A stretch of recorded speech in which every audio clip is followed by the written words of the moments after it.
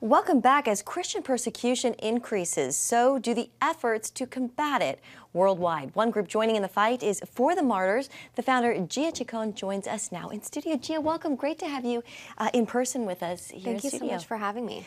So you are speaking at an emergency summit called Crimes Against Christians tomorrow on Capitol Hill. Tell us about how this came about and what you'll all be speaking on.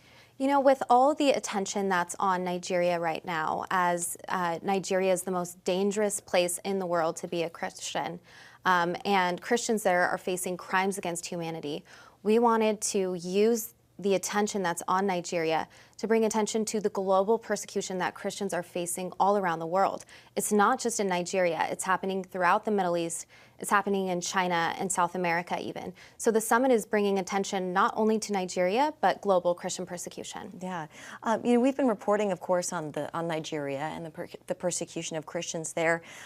We just saw Kelly's report on Christian persecution in China.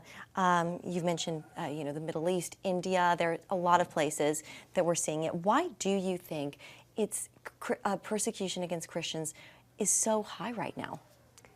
It's interesting because as the world is supposedly progressing and become more tolerant, we see that as time goes on, Christians are facing more persecution, as you said, and the world is becoming less tolerant of Christians.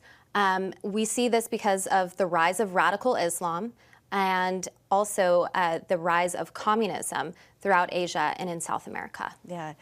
Your work, it gives, obviously an up-close look at some of the suffering that we see around the world and the persecution of these Christians. Gia, if you could, what is it that keeps you going in this line of work, and what gives you hope? I mean, it's very heavy work that you're doing day to day. It's true, it is heavy work. What keeps me going is connecting with the survivors of persecution. Just this morning, I had a meeting where we got to sit down with Ethiopian Christians.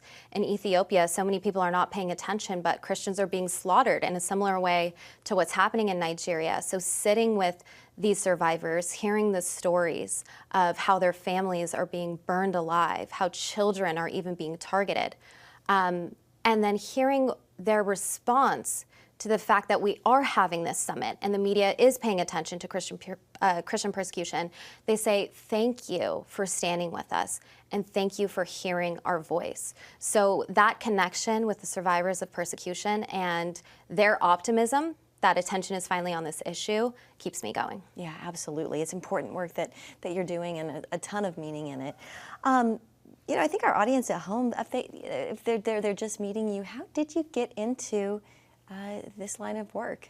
I really have my grandmother to thank. So my grandmother has been working in international crisis relief for over 40 years. She smuggled Bibles into communist China in the 80s and has worked with the persecuted church for many years.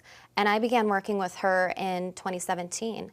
And when I was traveling with her to the Middle East, hearing the stories of the Egyptian Christians and the Christians who suffered under ISIS, that despite the most unimaginable tragedy and horrific crimes against humanity that they suffered for their beliefs, they still had hope and they kept their faith. And when I heard those stories, I said, the world needs to hear them. And that's how I started For the Martyrs. That's amazing. And a family legacy. That's yes. So cool. So there's actually legislation to address this issue. Could you talk about that and what this specific legislation would do? Yes, so both Congressman Riley Moore and Senator Josh Hawley have introduced a joint resolution to protect Christian minorities in Muslim-majority countries.